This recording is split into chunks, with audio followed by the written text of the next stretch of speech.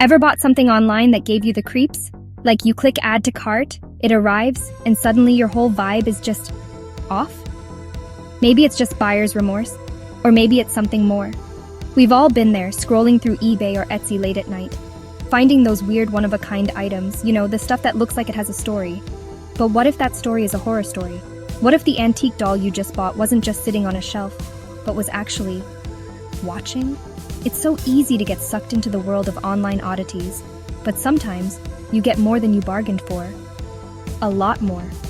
We're talking about objects that seem to carry a certain energy, a darkness that follows them from seller to buyer, right through the mail and into your home. These aren't just old items, they're vessels, and what they carry can turn your life into a living nightmare. People share these stories on forums, in reviews, desperate for someone to believe them. Today, we're diving deep into that digital darkness. We're going past the 5-star reviews and looking at the 1-star warnings. Today, we're counting down the top 5 cursed objects people instantly regretted buying online. So, turn down the lights, maybe light a candle, or don't, that might attract them. And get ready, because after this, you might think twice before your next late-night impulse buy. Let's get into it. Kicking off our list at number 5 is something that honestly, I don't even like saying the name of. The Debug Box.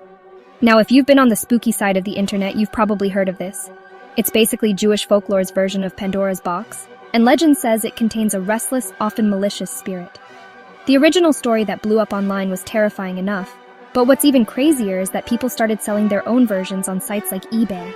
Imagine scrolling online and you see a listing authentic Debug Box, extremely active. Why would you buy that? I mean, seriously, what part of your brain says, yes, I need a malevolent spirit in a wine cabinet delivered to my front door? But people do. They're drawn in by the mystery, the thrill, the idea of owning something supernatural. The reviews and forum posts from these buyers are just chilling. One guy, let's call him Mark, bought one. He was a skeptic, He thought it was all a big joke, a cool conversation piece for his apartment. The seller even included a warning, a whole list of rules. Never open it, never leave it in your bedroom, never say its name out loud. Mark, of course, thought that was just part of the gimmick, for showmanship. He put it on his coffee table and pretty much forgot about it. That first night, the nightmares started.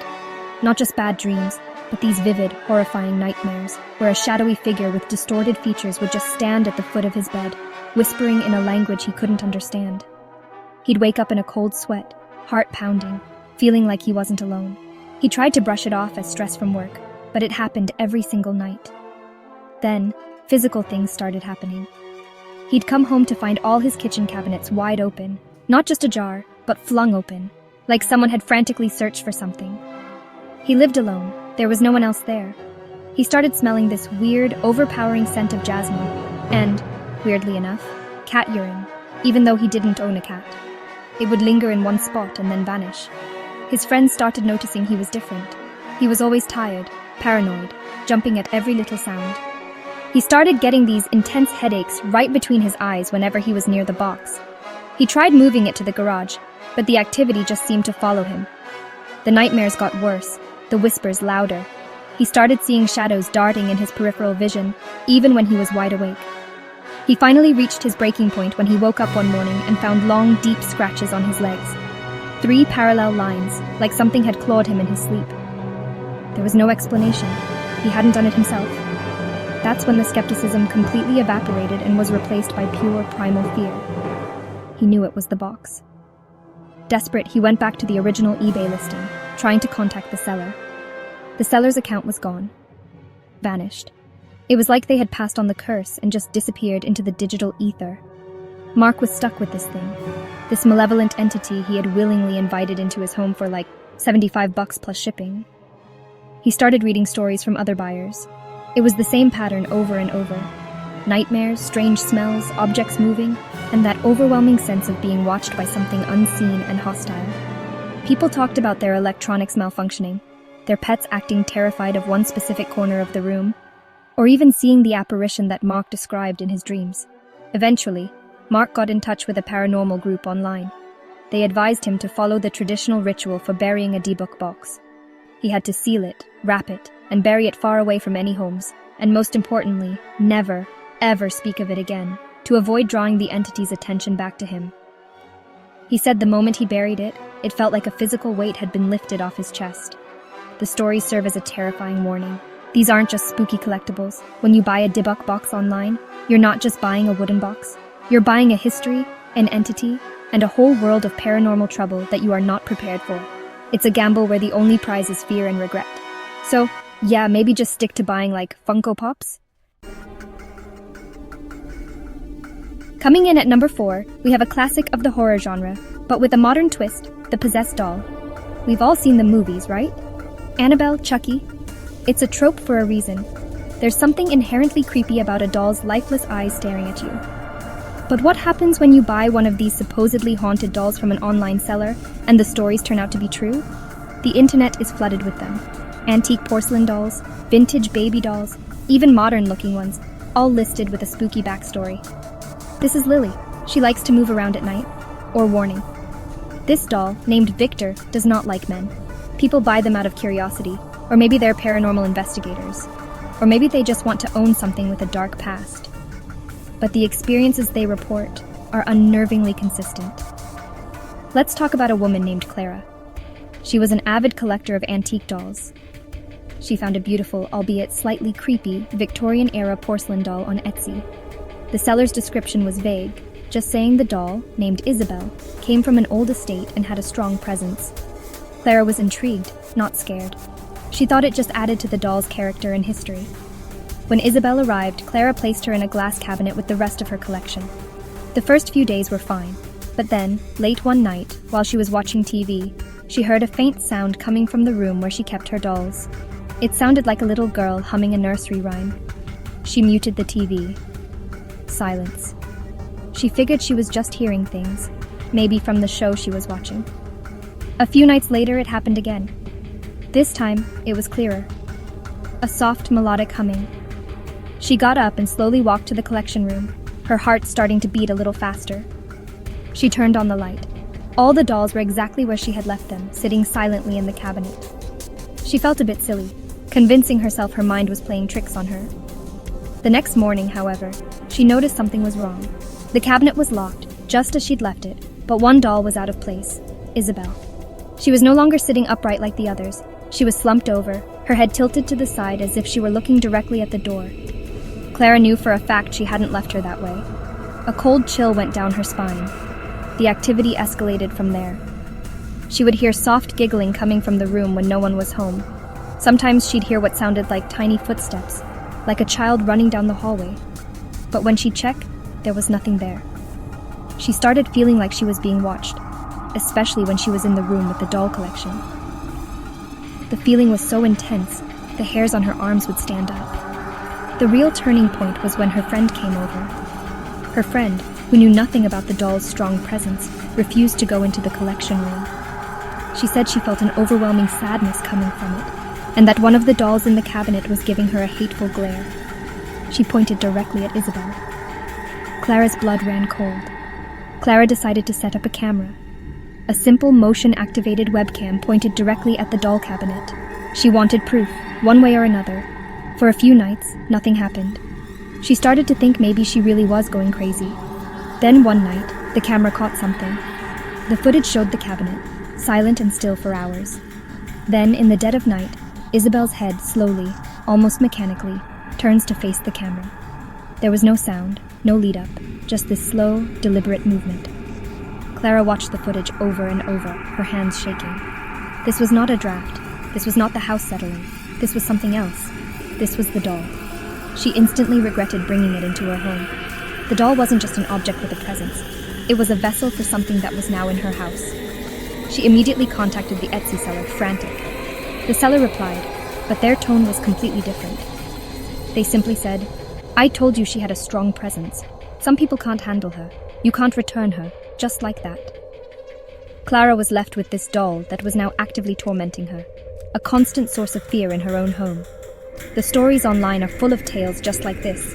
Dolls changing positions, whispering, giggling, and bringing a palpable sense of dread to their new owners. Alright, at our number 3 spot, we have an object that plays on one of our deepest fears, our own reflection. We're talking about cursed mirrors. Think about it. A mirror reflects our reality, But what if it started showing you something that wasn't there? What if the reflection looking back wasn't just your own? People buy antique mirrors online all the time for their aesthetic, their ornate frames, their history. But sometimes, that history is dark, and it's imprinted on the glass itself. The stories from people who've bought these mirrors are terrifyingly similar. It always starts small. A flicker in your peripheral vision when you walk past. A feeling of being watched when you're getting ready in the morning. You dismiss it as a trick of the light or your own imagination. But then it gets more undeniable, more direct, and much, much scarier. There's an account from a young couple, Liam and Chloe, who bought a huge, beautiful, Gothic-style mirror from an online antique dealer. It was perfect for the main hallway of their new house. The listing mentioned it came from a Victorian home that had a storied past, which they just thought sounded cool and mysterious. They hung it up, and it looked amazing. For a while. Chloe was the first to notice things. She'd be walking down the hall and catch a glimpse of a tall, shadowy figure standing behind her in the reflection. It would only be there for a split second. When she'd whip her head around, there was nothing there. She'd look back at the mirror, and it would just be her own frightened face staring back. She told Liam, but he, being the rational one, told her it was probably just shadows from the trees outside the window. But then Liam started experiencing it too. He was washing his hands in the bathroom opposite the hallway, and he looked up at the reflection of the hallway in the bathroom mirror. For a moment, he saw the shadowy figure in the cursed mirror's reflection, just standing there, motionless. It was tall and unnaturally thin, with no discernible features. It was just pure dark shape. He felt a jolt of fear so intense it made him feel sick. The feeling of being watched became constant. They started avoiding the hallway altogether, especially at night. They felt a palpable cold spot right in front of the mirror, a pocket of air that was always several degrees colder than the rest of the house. Their dog, who used to love running down the hall, would now stop dead at the entrance, whimpering and refusing to go any further. Things got worse. Chloe started having vivid nightmares of an old woman with a gaunt face and empty eyes, beckoning her towards the mirror. She'd wake up screaming. One evening they were sitting in the living room when they heard a loud crash from the hall. They ran out to find a framed picture that had been hanging on the opposite wall had been thrown to the floor. The glass shattered. It was as if it had been ripped off the wall and hurled with force. The final straw came one night when Liam was home alone. He was walking past the hallway, and for some reason, he dared to look directly into the mirror. He saw his own reflection, but behind him, the shadowy figure was there, and it wasn't just standing still. It was slowly raising its hand, as if to touch his shoulder. Liam yelled and stumbled backward, his heart hammering against his ribs. He didn't wait to see what would happen next. He ripped the mirror off the wall that night. He said the act of touching it made his skin crawl, that the frame felt unnaturally cold. He and Chloe wrapped it in blankets and locked it in their garden shed, unwilling to even have it in the house. The activity stopped immediately. The cold spot vanished. The dog started using the hallway again. The feeling of being watched was gone. They tried to contact the seller, but just like with the Debug Box story, the online store had vanished. They were left with this terrifying object, a portal to something else, sitting in their shed. Online forums are filled with these stories, people seeing fleeting figures, distorted versions of their own reflections, or even faces of strangers staring back at them from the glass. It's a terrifying thought. An object designed to show you reality becomes a window into a nightmare. It takes a common everyday item and turns it into a source of constant dread. It makes you question your own sanity, and it proves that sometimes the most beautiful objects hide the darkest secrets. Buying an antique mirror online is a roll of the dice, and you might just end up with a permanent, unwanted guest. Taking the number 2 spot is something that feels like it's straight out of a movie, but people are genuinely buying and selling them online. We're talking about a witch's spellbook, or a grimoire. You can find them on specialty sites, Etsy, even eBay. They're often advertised as replicas, but some sellers claim they are authentic, passed down through generations, filled with real spells and rituals. And people, driven by curiosity or a desire for power, buy them. The problem is, they don't know what they're messing with. These aren't Harry Potter spellbooks. According to the stories from buyers, these books can bring a wave of bad luck and unsettling coincidences that are too specific to be ignored. It's like opening the book unleashes a kind of chaotic negative energy into the owner's life. Let's look at the story of a college student named Alex. Alex was really into Wicca and paganism, and was fascinated by the history of witchcraft. He He found what was advertised as a 19th century witch's personal grimoire online. It was expensive, but the seller's description was incredibly detailed, talking about the book's supposed history and power. Alex saved up and bought it, thinking it would be the ultimate piece for his collection and studies. When the book arrived, it looked the part. It was bound in old, cracked leather, with a strange symbol embossed on the cover. The pages were brittle and filled with handwritten script and bizarre diagrams. Alex was thrilled. He spent the first night just looking through it, trying to decipher the strange, spidery handwriting. He didn't try any of the spells, he was just reading. The next day, his run of bad luck started. It was small things at first. He overslept and missed an important exam. His laptop, which was brand new, suddenly crashed, and he lost a huge paper he'd been working on for weeks.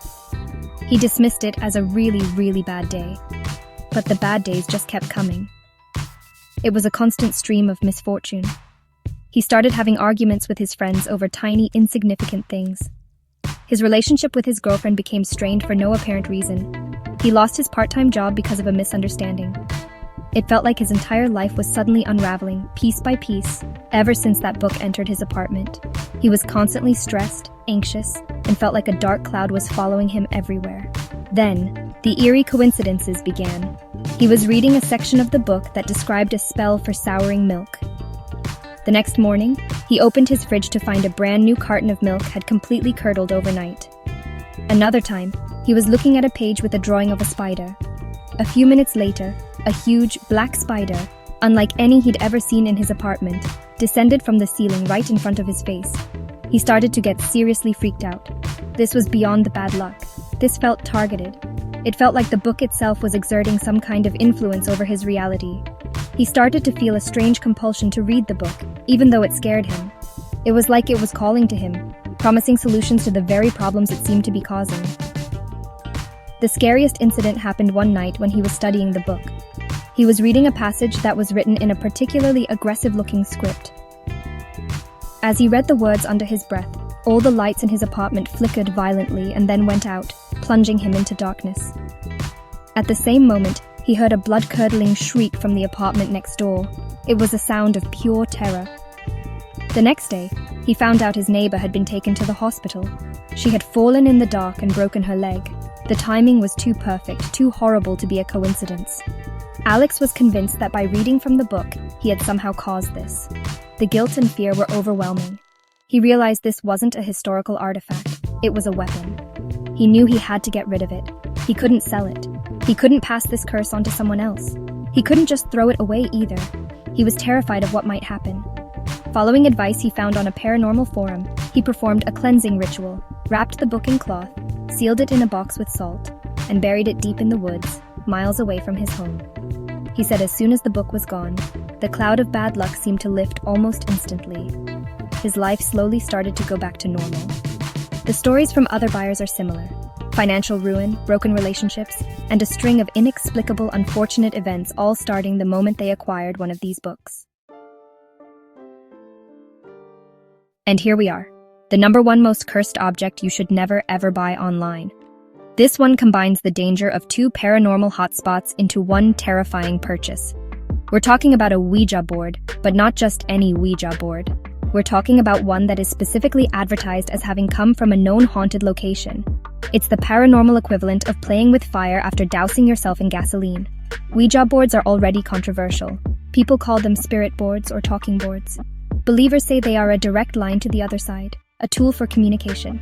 Skeptics say it's just the ideomotor effect, your subconscious moving the planchette. But what happens when you buy a board that already has a reputation? A board that sellers claim has a resident spirit or was used in seances where something went terribly wrong. The people who buy these are usually thrill seekers or amateur ghost hunters. They want the most active board they can find. They want a guaranteed experience. And according to their stories, they get one. But it's never the experience they were hoping for. They don't connect with a friendly, long-lost relative. They open a door, and something crawls through that they cannot control. There's a well-documented story on a paranormal forum from a group of friends, 4 of them, who pitched in to buy a vintage Ouija board. The seller on an auction site claimed it was the original board from a famously haunted abandoned asylum. The listing even included old, grainy photos of the asylum, saying this board was found in the electroshock therapy wing. Red flag, anyone? But they were young and reckless. and thought it would be the ultimate Halloween experience. When the board arrived, it had a heavy, oppressive energy to it. They said just holding the box made them feel uneasy. But they pushed through the feeling, excited for their big night. They set it up in their basement, lit some candles, and placed their fingers on the planchette. They followed the rules, they asked who was there, and they waited.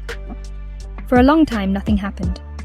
They started to get bored, making jokes, thinking they'd been scammed. Then, the planchette moved.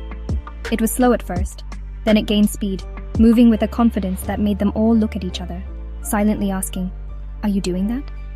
Everyone swore they weren't. It spelled out a name, Zozo. Now, if you know anything about Ouija lore, Zozo is a name you never want to see. It's a demonic entity known for masquerading as other spirits and causing chaos. The energy in the room shifted instantly. The air grew cold. The playful mood vanished, replaced by a thick, suffocating dread. The planchette started moving erratically, spelling out threats and obscenities. It moved to goodbye over and over, but it felt more like a threat than an ending to the conversation. They got scared and quickly broke the circle, forcing the planchette to the goodbye and flipping the board over. But it was too late. They had let something in. The haunting started that night. It wasn't subtle, it was aggressive. They heard loud banging on the basement door, scratching sounds from inside the walls. One of the friends who took the board home reported seeing a massive dark figure lurking in his house, a shape that seemed to be made of pure shadow and rage. He said it would stand in his doorway at night, just watching him. All four of them started experiencing terrifying phenomena. Intense, violent nightmares. Objects in their homes flying off shelves. They would hear guttural, angry whispers when no one was around. One of them claimed to have been physically pushed down the stairs by an unseen force. Their lives became a living hell. They were being tormented, and they knew it was because of that board. They were terrified. They tried burning the board, but according to the story, the board wouldn't catch fire. It just sat in the flames, completely untouched. This terrified them even more. They felt like this thing, this entity they had contacted, was attached to the object, and now it was attached to them. They were mocked. Desperate, they contacted a priest and a paranormal investigation team. It took multiple cleansings of their homes, and they had to get rid of the board by following a specific ritual, breaking it into 7 pieces, sprinkling it with holy water, and burying each piece in a separate location. The process was draining, and for a long time after, they still felt a lingering sense of dread. This story, and others like it, are the ultimate cautionary tale. Buying a Ouija board online is risky enough, but buying one that comes preloaded with a dark history from a haunted place is like sending a written invitation to the darkest corners of the spiritual realm. You are not just buying wood and paint, you are buying a doorway, and you have no idea what's waiting on the other side, eager to step through. So there you have it. A debug box that brings nightmares, a doll that moves on its own, a mirror that reflects your deepest fears, a book that curses your life, and a Ouija board that opens a door to hell. The internet has made it easier than ever to find and buy these things, to bring these stories and these energies right to your doorstep with just a few clicks. It's a marketplace of curiosities, but it's also a marketplace of curses. The common thread in all these stories is regret. Every single buyer, whether they started as a skeptic or a believer, ended up terrified and desperate to undo their purchase. They invited something into their homes that they couldn't understand and definitely couldn't control. It makes you wonder about the sellers too. Are they just scammers? Or are they people desperately trying to pass on a curse that was once passed on to them? Either way, the warning is clear. Would you dare buy any of these? Let us know in the comments. Thank you so much for hanging out with me and diving into the darkness. I hope this makes you think twice the next time you're scrolling through those weird online listings late at night. Some things are better left as stories, not purchases. Don't forget to like and subscribe for more creepy countdowns. Stay safe out there and maybe